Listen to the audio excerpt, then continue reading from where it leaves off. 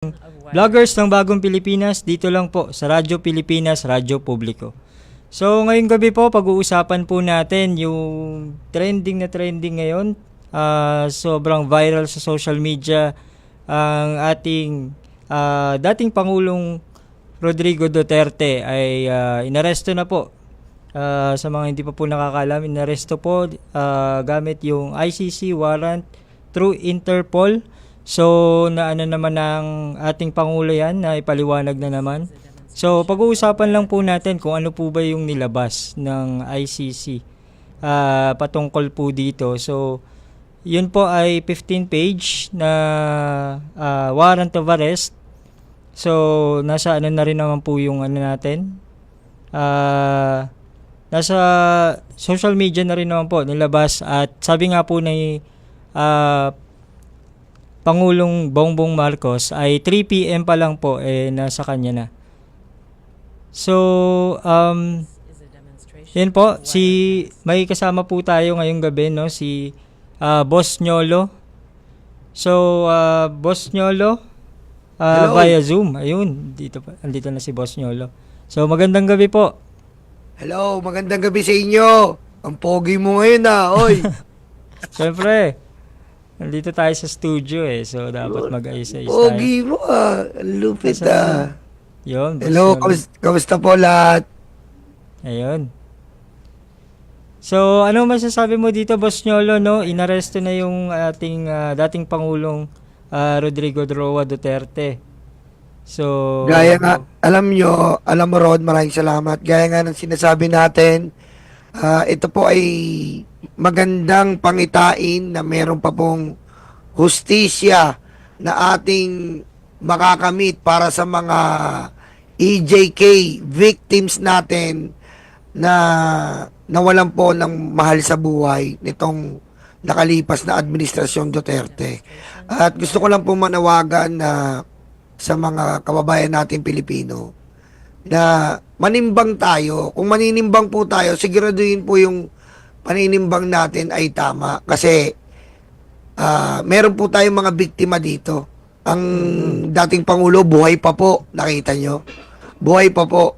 Siniserve lang po talaga ang tamang hustisya na ginawa niya noong siya ay namumuno pa. Oo, tama. Kasi, medyo madugo yung nangyaring yung drugs, war on drugs ng dating Pangulo.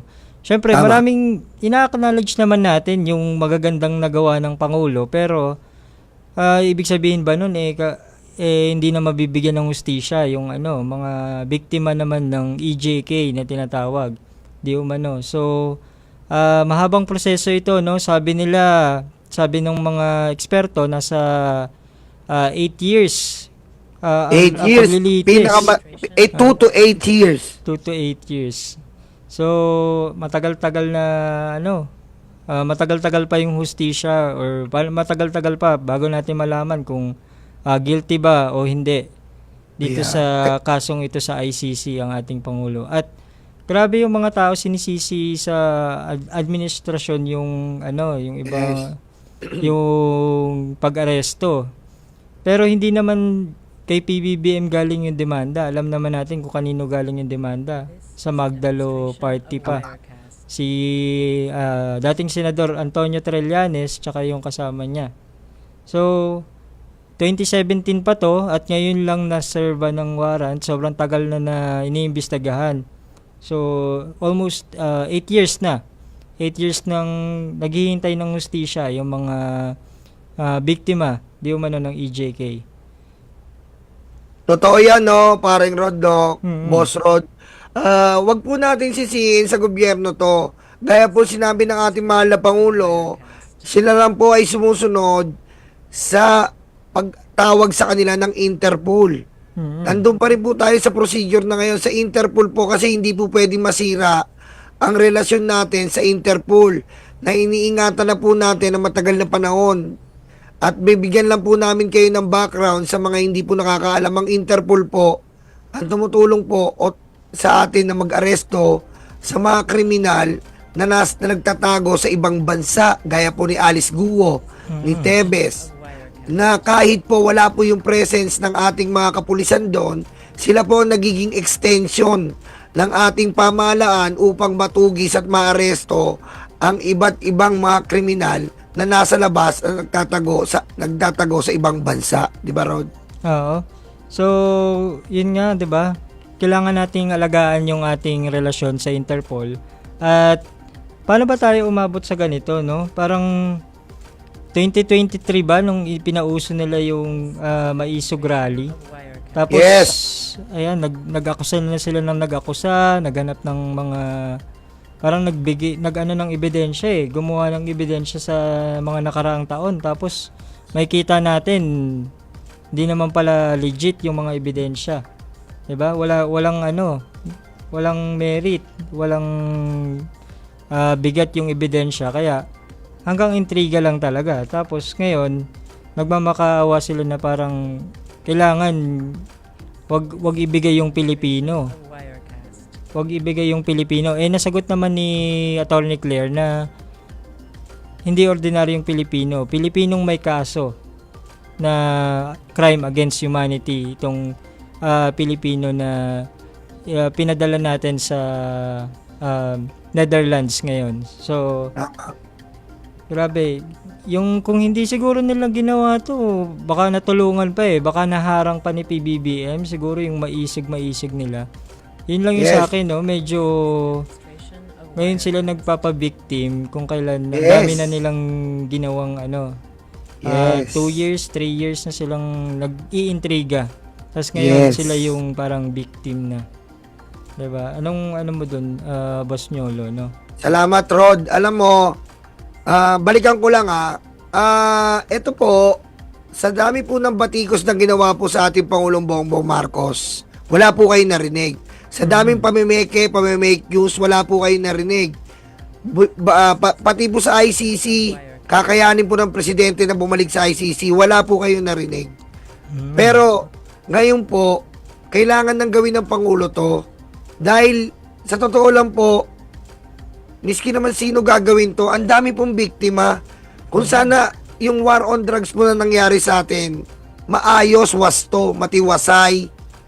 Kung may mawala man, mamatay man, ay yung karapat dapat. Pero eto nga po, nung nabuksan po itong issue na to, ang dami pong sumingaw na sobrang bulok. 3 years old patay, 5, 9 years old, nagdodotang bata, pinagbintangan ng akyat bahay, kasi may tattoo, hindi nila alam sa games na tattoo yun. Mga police na miski yung mga nasa kalsada na lang, basta lang kumota sila sa kanilang mga commander para may katapat na pera, ginagawa nila. At sa kabila nito, sinasabihan sila ni Duterte na kill them all.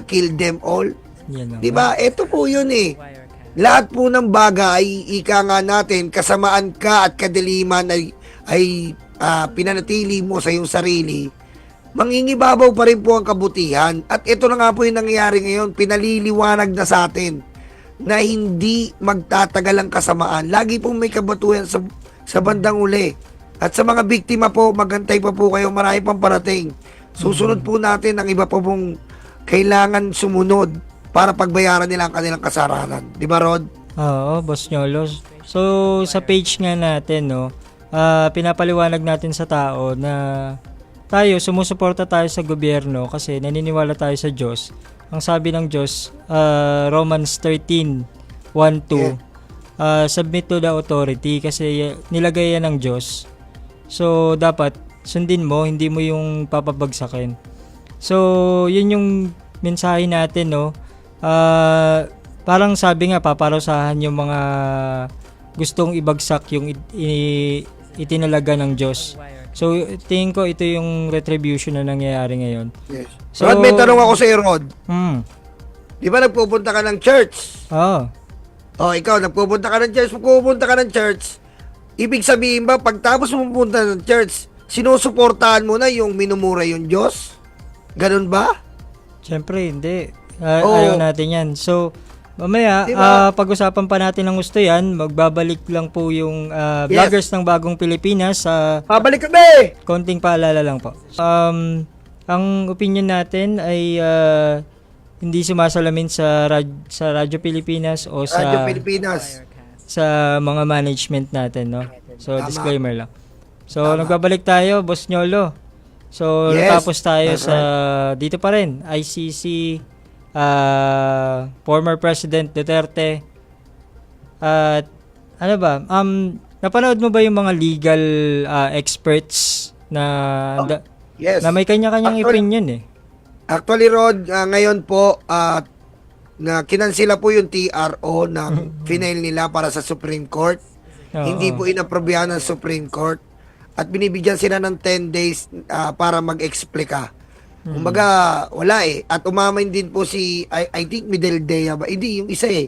Basta yung isang attorney ni Duterte, sinabihan na parang wala na daw talagang pag-asa kasi nakalipad na eh. Hmm. Nakalipad na eh. Wala na. Kung sakali pa babalikin nila, baka kung ano pa mangyari sa dating presidente. Oh. Oo nga Diba? eh. So, parang nagpalabas pa nga sila na may TRO, tapos Yes. meron pang nagpalabas na ano, sa local daw muna dadaan. Eh parang may Yes. nagkamali dun sa ano, sa PubMat nila. Parang ang dapat nakalagay Netherlands. So Yes. hindi na inayos naman nila, medyo umasa ng konti na babalik si PRRD. Akala nila babalik kasi nakita nila local yung pagdadalhan muna. Eh yung local pala, local court ng Netherlands. Netherlands. Hindi Kaya sa kasi minsan Pilipinas. mahirap na. Kailangan intindihin po natin ang wasto, lalong-lalo na po sa mga sumusuporta sa dating Pangulo. Wala po tayong magagawa. Hindi po namin kayo inaasar dito. Sinasabihan lang po namin kayo. Wala na po tayong magagawa. Kundi, hainan po ng karapat-dapat na hustisya ang sino man nawalan ng hustisya. At para sa akin po, opinion ko to, hindi po opinion ng buong Radyo Pilipinas, Sinyolo lang po ito. Opinion ng mga Kailangan vloggers. po talaga na bigyan natin ng hustisya ang almost 30,000 na namatay po. Ngayon po, kita nyo hanggang ngayon, nung nalaman nila, hindi pa rin sila kontento na nandun lang si Duterte doon sa Netherlands or The Hague. Gusto talaga nila mas extreme pa ang mangyari, pero hindi po ganoon. Kailangan yung hustisya lang. Huwag naman po tayong ganoon. Kasi sobrang sakit eh. Alam mo yun, mawalan ka ng mahal sa buhay. Gaano po kasakit yun. Kesa po yung inaarte natin ngayon na pinapakita natin na parang porkit ganoon na nakikita natin matanda na. Ganoon po talaga. Ginawa niya po yun. May kabayaran po ang lahat. Oo, Di ba, Rod? tama eh. Actually, nagrereklamo nga yung iba eh kasi may due process. Sabi nga nung attorney ng ICC, Yes. tandaan niya tong nararanasan niya ngayon kasi ito talaga yung due process na pinagkait niya dun sa mga biktima di umano ng EJK. So, ito yung tamang due process. Siyempre, binasahan pa nga ng Miranda rights Anong ginawa kay General Torre? Nakita mo ba? Parang dinuduro-duro. Inaresto pala yung ES. Dating ES Medeldea, no? Oo, medyo nakita natin yung mga videos na pinakalat. Tsaka, medyo hindi natin nagustuhan yung pinakita ng anak no? Medyo, parang entitled. Tapos minura pa hindi ko alam kung minura yung mga pulis o pati si General Torre minura di ba? Yes. So, pag ganyan yung mga kabataan, nakikita nila na okay lang murahin yung otoridad, tapos lumaban sa otoridad porket di na susunod yung gusto. 'Di ba? Parang saan na tayo papunta talaga? Medyo sabi nga ni attorney sino to? Claire. Attorney Claire tsaka ni attorney yung tumatakbong senador na bankrupt na daw yung natin, moral compass dahil Yes. sa dating administrasyon na puro mura, puro galit at ngayon nakikita pa rin natin yung epekto na hindi natin na agapan. Puro mura na yung sitwasyon natin, laging galit yung ibang Pilipino. So tayo, doon lang tayo sa due process, sa tama, tsaka respeto sa otoridad. Tsaka kung kanya-kanya tayong opinion, respeto rin, 'di ba? Hindi naman natin kailangan magmurahan, pare-parehas tayong Pilipino. Hindi na natin kailangan bumalik pa dun sa parang bantaan, 'di ba? Tama, tama ka dyan, Rod, no? Kasi, sorry po talaga. Kasi po nung panahon po ng dating Pangulong Duterte, ang dami pong nawala. Unang-una po, nawala po ang ating kulturang pagiging magalang. Nandun po sa kultura natin yan, kulturang Pinoy yan. Pangalawa po, kulturang Kristyanismo. Pinapasok niya po yung sugal, pinapasok niya po yung pogo, na inalis agad ni BBM dahil immoral po eh. Pinapasok niya po ang pagmumura sa ating mga bahay. Nakikita, napapanood, siya mismo nagbabanggit ng pagmumura, patayan, hindi pagsunod sa human rights, hindi pagsunod sa tamang proseso. Kung ikaw ay may kaso, kung adik ka, delikado na buhay mo. Hindi po ganon. Hindi po ganon ang naayon sa konstitusyon. Ang konstitusyon po, fair sa lahat. Ang ating batas, fair sa lahat.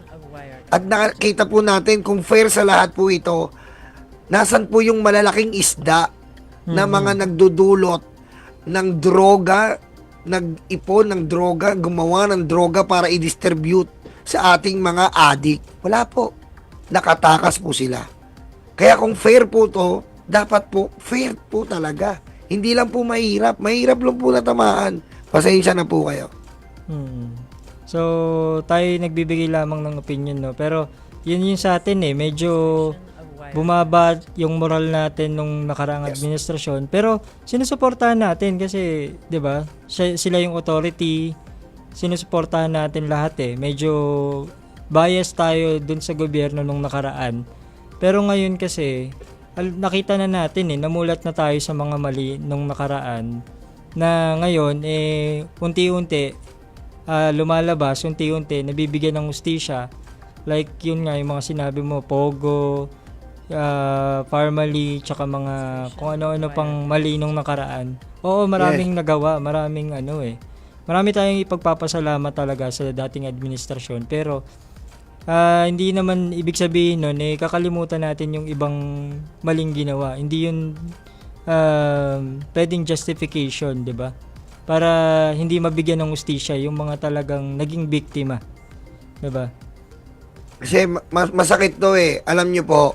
Saka po, yung ginagawa ngayon ng mga Duterte, kung pinapakita nila ngayon, tandaan nyo po, kumbaga swerte pa rin kayo. Ordinaryong tao, ganyan kayo itrato nila General Torre. Pero isipin nyo naman po kung sa atin yan mga ordinaryong tao, binabasahan ka ng Miranda rights, inainan ka ng warrant of arrest, pagmumurahin mo, saan ka pupulutin? Kaya sumasaludo tayo sa birthday boy General Torre at sa ating mga kapulisan dyan.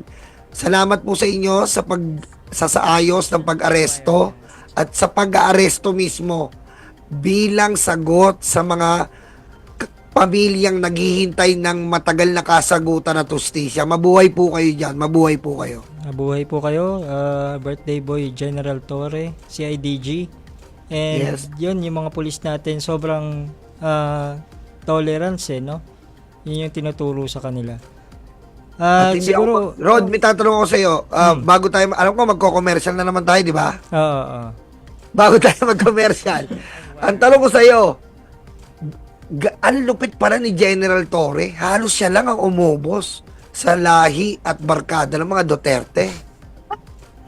Si ano ba yan? Pastor? Si General Torre, di ba? Lahat na lang. Si Pastor, kinuha niya sa ilalim ng lupa. Di ba? Di ba? Si Pastor, kinuha niya sa ilalim ng lupa. Si Baste, nakalimutan siyang sampalin. Wala na. Nakalimutan na nga. Si Duterte, kita mo? May uso nga ngayon may uso po ngayon, di ba, pangako po ni Duterte, jet ski. Yung pala, natupad na po, jet plane. Jet plane pala. Babalik kami napakasaya po, talaga ng programa. Ang vloggers ng Bagong Pilipinas dito sa Radyo Pilipinas. Medyo parang bad vibes. Pero ngayon, second segment na po tayo. makakasama natin muli ang ating magiging co-host naman ngayon, si Coach Clyde. So, itong susunod na segment natin ay tinatawag na bagong negosyante para sa bagong Pilipinas. So, magbibigay lang po ng mga tips ang ating coach para makatulong po sa atin, di ba? Para sa mga aspiring negosyante. At ayan po, pinapakilala po natin si Coach Go Negosyo Mentor, Coach Clyde Arsosa. Okay, thank you so much po, Boss Rod. Magandang gabi sa inyong lahat. Mga kanegosyo, welcome po sa bagong negosyante sa Radyo Publiko. Inyong gabay sa pagdinegosyo at paglikha ng bagong oportunidad sa buhay. Ako po pala si Clyde Arcosa, isang business consultant na nandito para bigyan kayo ng kaalaman, inspirasyon at tamang direksyon sa inyong negosyo journey. Ayun. So, simulan agad natin yung tanong, no? Coach, ano ba yung entrepreneurship? Doon tayo Sige, thank you po, Boss Rod. No? Actually, marami ang gustong pumasok sa entrepreneurship. Kumbaga, ang entrepreneurship po kasi, marami siyang definition. And maraming gumagawa ng entrepreneurship without knowing na entrepreneurship pala siya. Pero ang entrepreneurship po, hindi alam kung ano talaga ang ibig sabihin ng entrepreneurship. Karamihan, pero sa simple lang. Ito ay pagtuklas ng oportunidad at pagbuo ng solusyon sa isang problema gamit ang negosyo. So kung meron kang makitang isang problema, sinolve mo siya, yun po yung entrepreneurship. Problem solver ka pala pag entrepreneurship. Exactly po. Kapag entrepreneur ka, hindi ka lang basta nagninegosyo. Ikaw ay isang problem solver. Yan po. Kung may problema kang nakikita sa paligid mo, baka ito na ang business opportunity mo. So sa lahat ng mga tao dyan na nakikinig sa atin, kung may nakikita yung problema, malay po natin, yun na pala yung negosyo. Ayan. So, may tanong ka ba, Boss Nyolo, kay Coach? Alam mo, nung kinausap ko yan si Coach Clyde, naliwanagan ako kasi parang sinasabi niya sa atin na every moment is an opportunity. Kumbaga, dagdagan mo lang ng talagang prinsipyo mo at talagang tiyaga, makukuha mo ang tamang negosyo. Di ba, Coach Clyde? Yes po, tama po yun, Boss Niolo. No? In fact po, no, for example po, problema pag-usapan natin. Example po, malnourished. So, nakita natin marami malnourished, problema yon. Maraming factor bakit siya nagkaroon ng malnourished. So, probably kinakain. So, ngayon ako isa akong entrepreneur. Nakakita ko ng problema, sinolve ko siya. So, from vegetable, gumawa ko ng vegetable juice. Tapos yung product na yon, kasi parang ganito. Ang negosyante kasi bibili ng murang patata, ibebenta ng mahal. Businessman 'yan. Ang entrepreneur bumili ng patata, ginawang french fries. Ini-innovate niya. So, yun yung kaibahan ng businessman and entrepreneur. And tama po kayo, Boss Nyolo, kailangan talaga dyan sipag at tiyaga. Kasi ang entrepreneurship is a journey. Para kang tumutuklas ng pagkatao mo niyan eh. Kasi hindi lahat pwede maging entrepreneur. Yan po. Second question naman, Coach Clyde, bakit mahalaga ang pagnanegosyo? Ayun, actually, una-una, isa ito sa pinaka-importanting tanong talaga, Boss Rod, no? Bakit nga ba mahalaga ang pagninegosyo? Simple lang, mas maraming negosyante, mas lumalakas ang ating ekonomiya. Mas maraming negosyo, mas maraming trabaho. Mas maraming trabaho, mas maraming pamilya ang umaangat sa kahirapan. At uli, mas maraming innovation, mas mapapabilis ang pag-unlad ng bansa. Gaya ng sabi ko kanina, ang entrepreneur, bumili ng patata, ginawang french fries, in-innovate niya. Innovation. Yes po. Sobrang kailangan ng matutunan ng mga tao yan, no? So, ano ba yung... Kasi alam mo yan kasi mayroon talagang times na yung yung iba almost 20 years na sa trabaho, wala pa rin nangyayari hanggang sa nahantong sa pag-i-entrepreneur, doon siya nag-boom, di ba? Yes po. May ganun Meron naman hindi nagtrabaho, nag-entrepreneur lang, nag-boom.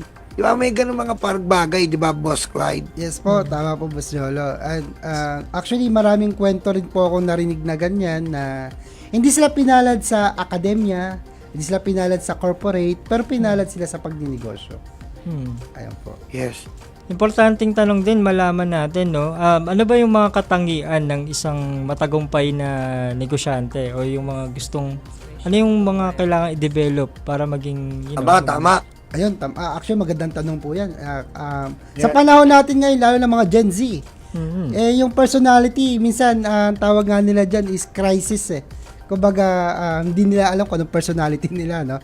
Kumbaga tawag yun uncertain sila.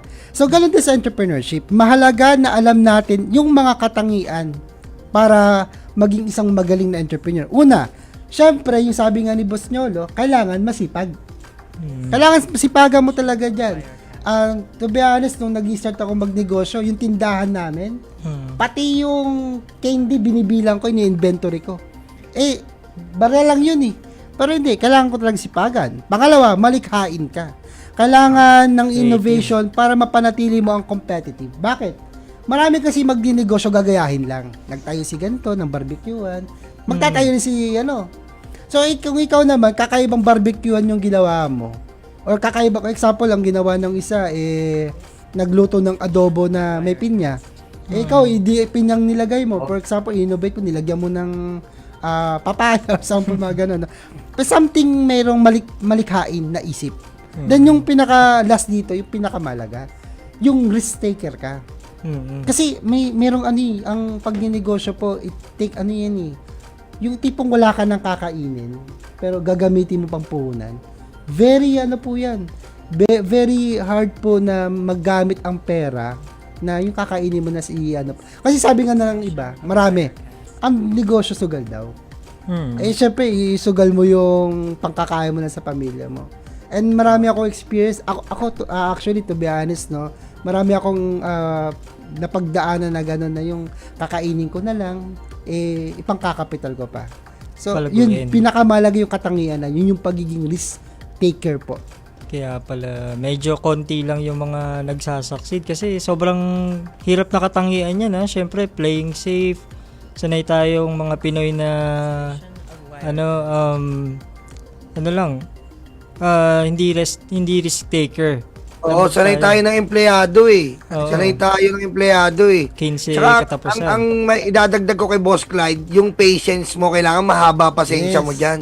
Exactly po, Boss Jolo. Kasi, pag hindi ka, alam mo yon, yung pag na-stress ka na wala pang pera pumapasok, yung kailangan pasensyoso ka eh. Exactly Pasensyoso po. ka. Kasi pag wala kang pasensya, iwanan mo yung negosyo mo. Kaya nga lagi ko pong sinasabi, ang negosyo po, parang paghahanap ng sarili yan eh. Once na nakita mo yung sarili mo na yan, you are willing to die for it. Yan na naman tayo, Boss Clyde, para nung nakaraan, it's not you, it's me. Ayun po. Kailangan mo talagang mahanap yung para sa'yo, no? Yes. Yung passion. Sabi nila, passion daw. Yun Passion. yung pwede mong gawing negosyo kasi hindi ka magsasawa kasi passion mo yun eh. Yes. Pag pinagkakitaan mo yun, swerte mo na kasi yun yung gusto mong gawin eh. Parang ganito po para madali maintindihan. Ang tawag sa isang manunulat, writer. Yes. Ang tawag sa isang mang-aawit, singer. Singer. Ang tawag sa isang tao na ginagawa niya ang kanyang passion, artist. Artist. Ay nilagyan niya ng pagkakitaan. Tawag na doon entrepreneur. Kasi yung arts and yung arts niya, yung fashion niya, nilagyan niya ng business model. Kaya tawag sa kanya entrepreneur. Hindi, no, ganun pala yun. Ngayon ko lang nalaman yun. Kailangan Kaya artistic na. kailangan talaga maingat tayo kasi pagpapasok ka talaga ng biyang entrepreneur, hindi lang yung pera, yung sarili mo mismo. Kailangan hindi lang po, ang gusto sabihin ni Boss Clyde, pag magninegosyo po tayo, hindi lang po yung pera, yung Handa mo sarili sarili po mo. natin. Yes, Kasi tama minsan po, meron pera lang ng pera. Magkano yan? Kondo lang, puhunan lang ng puhunan. Pero wala eh. Yung sarili niya hindi naka-ready. Hindi siya naka-focus, hindi siya nag-i-inventory, hindi niya take charge talaga, minamando. Kailangan po both ways, sabi ni Boss Clyde. Di ba, Rod? Yes po. Tama eh. So, ayun, may napulot ba tayong aral ngayon? Bagong aral na naman dito sa Wednesday Group. So, ayan, konting ano lang po yan, no? Pahapyaw pa lang po yan. Marami pa tayong pwedeng matutunan kay Coach Clyde. Marami pang aabangan. Kung gusto niyo pong matuto pa, bumisita po kayo sa mga page na Bagong Negosyante tsaka Simbayanan. So, yun po muna tayo sa sa ating Bagong Negosyante segment. At magbabalik po ang vloggers ng Bagong Pilipinas sa Okay, magbabalik po kami. Salamat po. Dumako na po tayo sa last message or last tip ni Coach Clyde tungkol sa Bagong Negosyante. Ayun po. Thank you so much po. Muli po, nagpapasalamat po ako, no. So, kumbaga share ko na lang po sa mga nakikinig sa atin is yung iba't ibang uri ng mga negosyante para malaman natin kung nasan ba tayo. Una, syempre yung tinatawag na sari-sari store owner or yung tawag nila dito na fast moving consumer goods, FMCG, okay? Then ito yung mga typical na nakikita natin, mga sari-sari store owner. Andito naman yung mga startup entrepreneur. Ito yung mga bagong nagdinegosyo pero ang model ng business nila may technology. So kahit dalawa lang sila, tatlo, pero kaya nila magbenta sa nationwide or buong mundo. Tapos, yung franchise owner, typical, yung meron ng modelo ng business, bibilin ko na lang yung yung pattern niya. So, yun yung yung uri ng mga iba't ibang negosyo. Then last is yung mga karaniwang pagkakamali o yung mga maling paniniwala sa pagsisimula ng negosyo. Una ay kailangan ba ng malaking kapital sa pagtatayo ng negosyo? Lagi ko pong sinasabi, kung ikaw nagsisimula pa lang, as much as possible, maliit lang na kapital. Malaki na yung 1,000. Magsimula ka muna mag-buy and selling hanggang sa napapalaki mo yung kapital. And kung average ka na, then pag-aralan mo yung korporasyon, doon kasi, sa korporasyon kasi, mas mapapabilis mo yung paglaki ng negosyo pag korporasyon. So, ibang topic naman yun, no? Pangalawa, yung mga maling paniniwala, para lang daw sa mga matatalino yung negosyo. Actually di ako matalino no. It so happen lang una masipag lang talaga ako maghanap ng kaalaman. Magkaiba kasi yung matalino sa humahanap ng karunungan. Ayun po. So yun lang yung Boss Rod, no, yung mga tips po. Salamat Coach Clyde. At may po-promote po ba kayo? Dito. Ayun po, sa mga nakikinig po, especially sa mga nakakaalam po kung ano po yung kooperatiba. Ako po ay isang manager po ng aming cooperative, Simbayan ni Maria Multipurpose Cooperative. At sa darating po na linggo, March 16, ang aming pong General Assembly.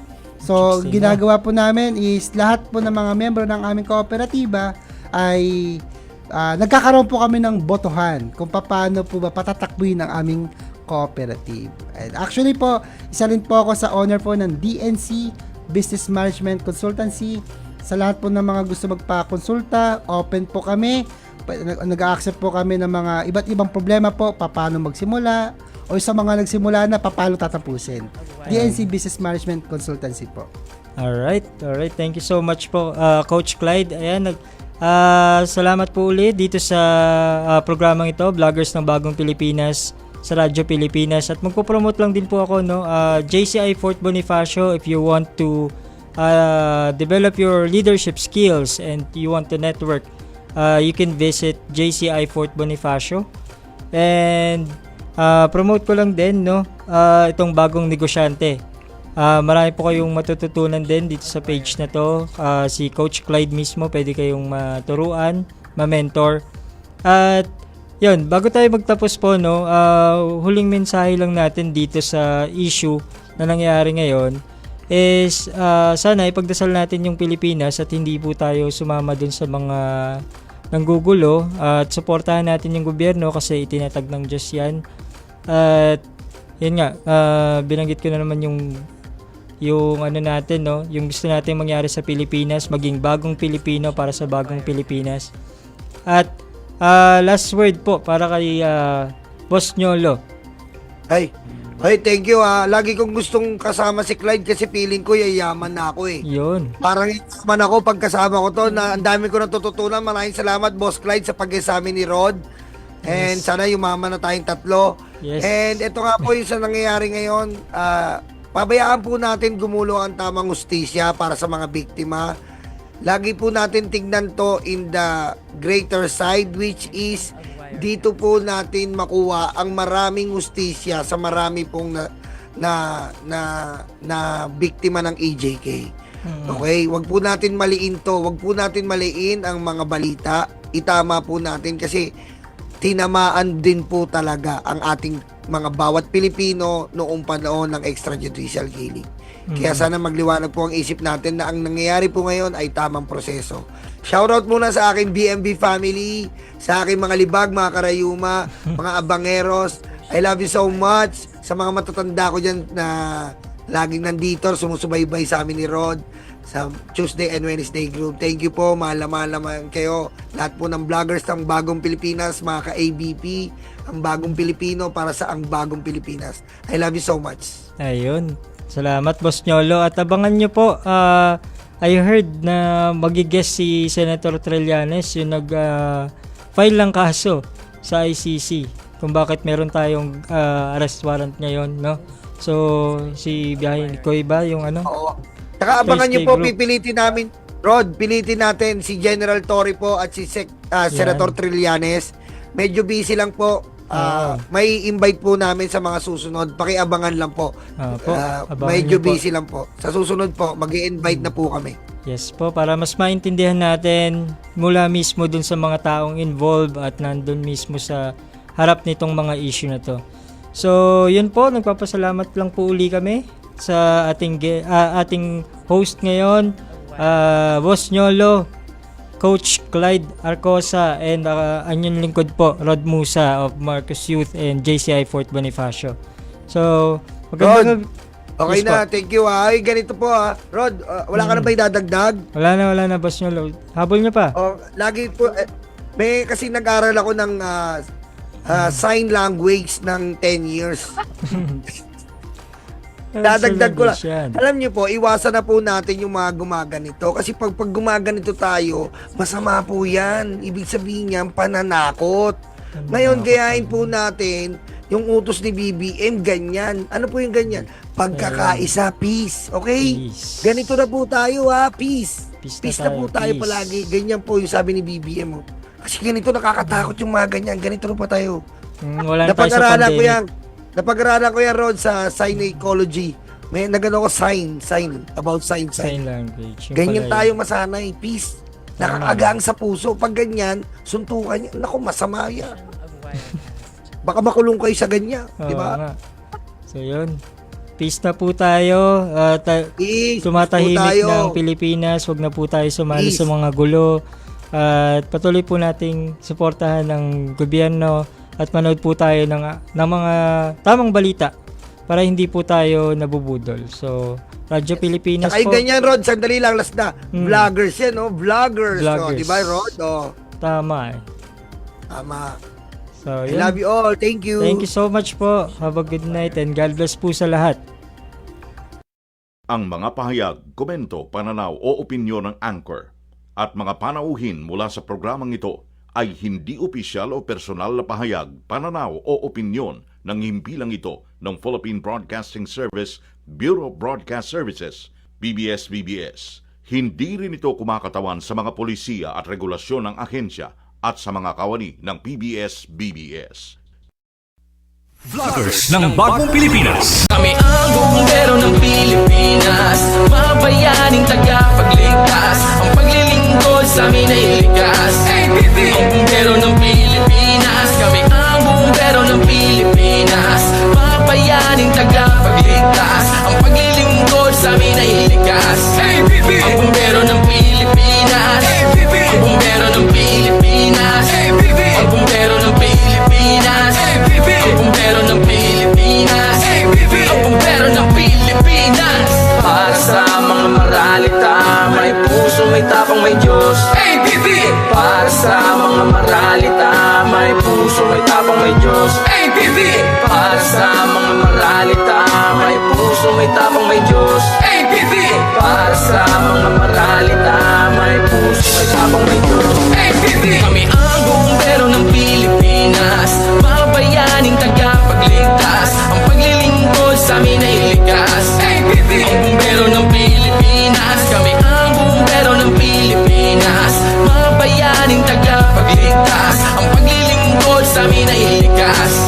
Ang bumbero ng Pilipinas.